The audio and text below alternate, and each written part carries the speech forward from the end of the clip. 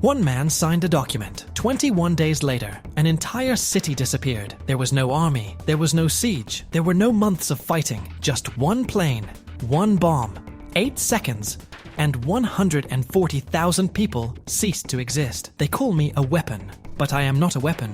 I am the end of the conversation.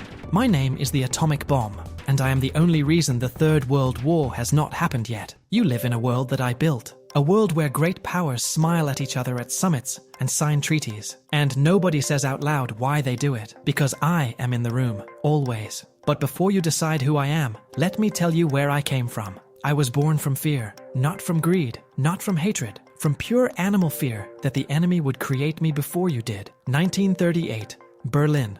2 German physicists split a uranium atom and discovered something they were never supposed to discover.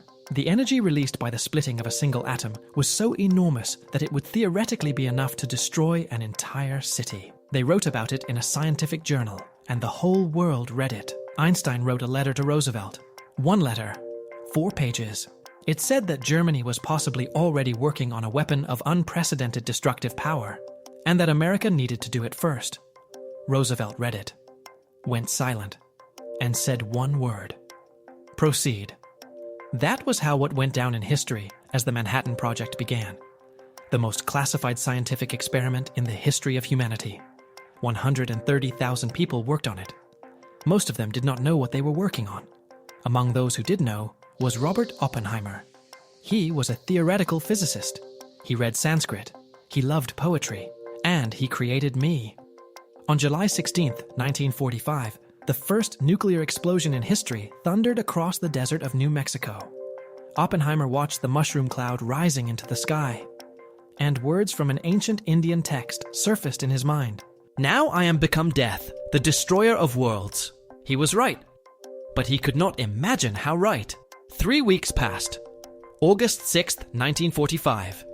8:15 in the morning. Hiroshima. An American bomber was flying at an altitude of 9 kilometers. Below, an ordinary Japanese city was waking up. Children were walking to school. Workers were opening their shops. Trams were carrying passengers to work. Nobody was looking up. I fell. 8 seconds. At a height of 600 meters above the ground, I exploded. The temperature at the epicenter reached 6,000 degrees. That is hotter than the surface of the sun. Within a radius of 2 kilometers, everything living was vaporized instantly. Not burned, not killed. Vaporized. The shockwave passed through the city at the speed of sound. Fire consumed everything that remained. By the end of 1945, 140,000 people had died. 1 city, 1 bomb. 8 seconds. I will give you a moment. Just hold that number in your mind. 140,000. 3 days later, I fell again. This time on Nagasaki. Another 80,000. People still argue about whether it was necessary.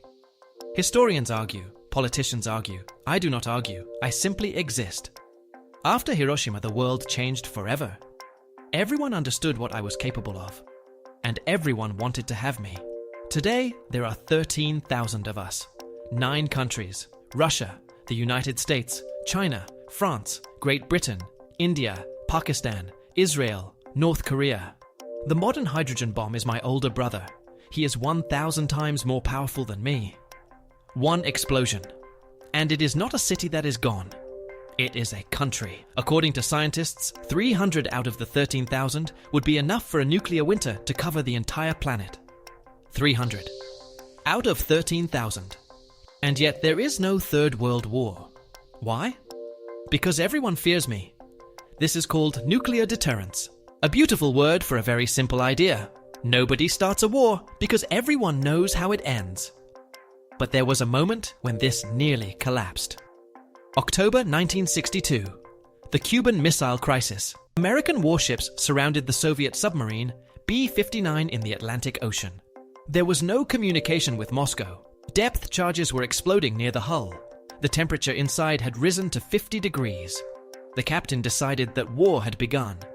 He ordered the nuclear torpedo to be prepared for launch. On Soviet submarines of that era, the launch of nuclear weapons required the agreement of 3 officers. 2 agreed. The 3rd refused.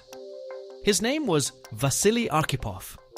He was not a hero in the conventional sense. He simply said no. Quietly. In a stuffy submarine at a depth of several dozen meters, without cameras, without witnesses to history, and humanity continued to exist. Almost nobody knows his name. And now I will tell you something that is not supposed to be said out loud. Everyone fears me, but everyone wants to have me. Look at what happens to those who acquire me, and to those who give me up. North Korea tested me in 2006, a poor, isolated country with a destroyed economy. Since then, not a single great power has started a war against it. They condemn it. They impose sanctions against it. They call it a rogue state. But they do not go to war with it. Iraq was said to be developing weapons of mass destruction. That was not true, but people believed it, or pretended to believe it. In 2003, the coalition entered Iraq because Iraq did not have me. Libya. Gaddafi in 2003 voluntarily gave up his nuclear program in exchange for the lifting of sanctions. Western leaders shook his hand. They called it a victory of diplomacy. In 2011, NATO bombed Libya. Gaddafi was killed. I am not gloating. I am simply stating facts.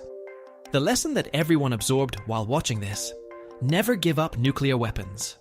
But I have another side, the one people prefer to stay silent about. The same physical principles that created the explosion in Hiroshima create electricity in nuclear reactors. 20% of American electricity, 75% of France's. No carbon, no smoke, no emissions. If humanity switched to nuclear energy, the climate crisis would slow down significantly. Scientists say this. Almost nobody listens to them because people fear the word nuclear. Chernobyl, 1986. The fourth reactor exploded at 2 a.m. A radioactive cloud covered half of Europe. The city of Pripyat was evacuated within a few hours. The residents were told they would return in 3 days. They never returned. After Fukushima in 2011, Germany shut down all of its nuclear power plants and started burning more coal. Coal kills thousands of people a year through air pollution, silently, without explosions, without evacuations, without striking terrifying photographs. But nobody fears it the way they fear me. This is my central paradox. I kill loudly, and people fear me. Coal kills quietly, and people accept it. Fear is irrational, but it is fear that governs the world. I know this better than anyone. And here is where we are now. 13,000 warheads. 9 countries. Disarmament treaties are signed and violated. New types of nuclear weapons are being developed right now. Hypersonic missiles that cannot be intercepted. Nuclear torpedoes capable of generating a radioactive tsunami off the coastlines of the enemy. The world has become more complex than it was in 1962. Back then, there were 2 fingers on 2 buttons. Now there are 9. You made it to this moment. That means you live in a world that I both protect and threaten at the same time. You wake up every morning because 13,000 warheads were not used today. You go to sleep without thinking about it. That is my true power, not the explosion. Fear. I am not asking you to love me. I am not asking you to be afraid. You are already afraid. You simply do not think about it consciously. I am asking you for one thing. Remember Vasily Arkhipov, an ordinary man who once said no, quietly, without witnesses, and in doing so, gave you the ability to sit here right now and watch this video.